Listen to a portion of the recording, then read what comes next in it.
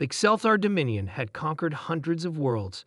Their biomechanical warships darkened the skies of countless planets, and their soldiers crushed any resistance without mercy. The Galactic Council feared them, and weaker species surrendered before even fighting. But then, they invaded Earth. The invasion begins. Supreme Commander Vorkath stood on the bridge of the Xelthar flagship, orbiting the blue-green planet below. His insectoid mandibles twitched with excitement. The intelligence reports were clear. Earth was a primitive world. The humans had no energy shields, no faster-than-light travel, no plasma weaponry, just crude projectile weapons and an inefficient planetary defense system. A simple conquest. Vorkath activated the invasion orders. Thousands of dropships, each carrying elite Xelthar warriors, descended into Earth's atmosphere. Their first targets were the major cities, New York, London, Beijing, and Moscow. The plan was to strike hard and fast, overwhelm the local defenses, and declare victory within a day. But something went wrong, terribly wrong. First signs of trouble, squad leader Krizek was among the first wave of Xelthar warriors deployed to a city called Chicago. His troops landed in the streets, their plasma rifles humming with energy. Civilians screamed and ran in all directions. Standard protocol dictated that the Xelthar should fire warning shots, establish control, and demand surrender. Krizek barely had time to process what happened next. A group of men in civilian clothes, no armor, no weapons, charged at them, wielding metal bats, kitchen knives, and chairs. Before Krizak could react, one of his soldiers was tackled by a massive human who then proceeded to punch him repeatedly in the face. Another human swung a baseball bat with terrifying force, shattering a Xelthar warrior's exoskeletal arm. "Commander, the humans, they're insane."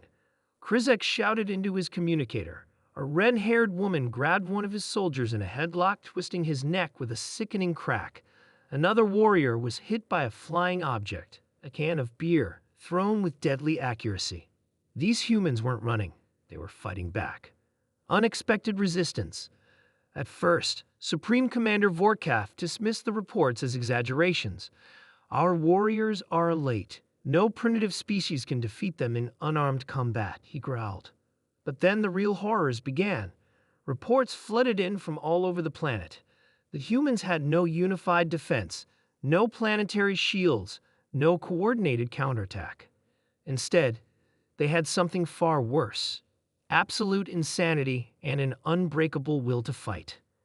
In New York, the Xelthar landed in a place called the Bronx and were immediately attacked by a gang wielding chains, crowbars, and motorcycles.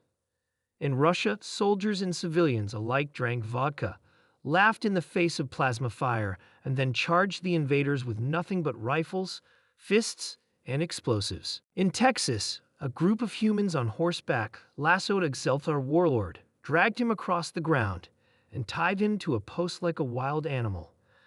And in Australia, the Xelthar simply stopped sending reports.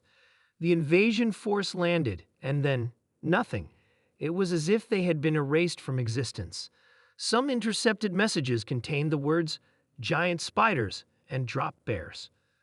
Vorkath's mandibles clicked in frustration. "These humans are primitive. Their technology is laughable.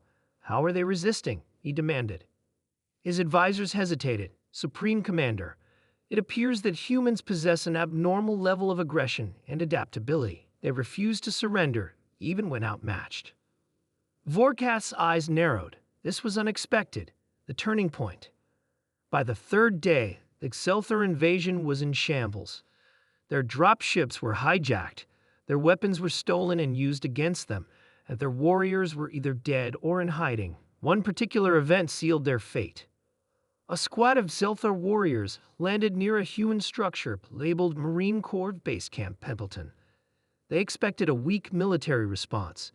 Instead, they were met by thousands of heavily armed soldiers, each one grinning as if they were enjoying the battle. The last transmission from the squad was filled with screams and the phrase, "These humans aren't normal, TEWRE laughing while fighting." In orbit, Supreme Commander Vorkath realized the truth. Earth wasn't a weak planet. It was a death world, the retreat. The order was given, retreat.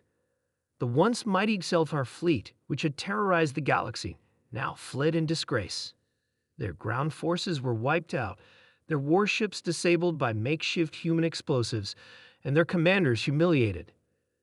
As Vorkast's flagship jumped to hyperspace, he swore never to speak of Earth again. The invasion of Earth had lasted only 72 hours. It was the fastest, most humiliating defeat in Scifi history. Aftermath. Years later, the Galactic Council received a message from the humans. To any alien species thinking of invading Earth, don't. Just don't. Trust us, you don't want this smoke. It was signed simply, with love, humanity.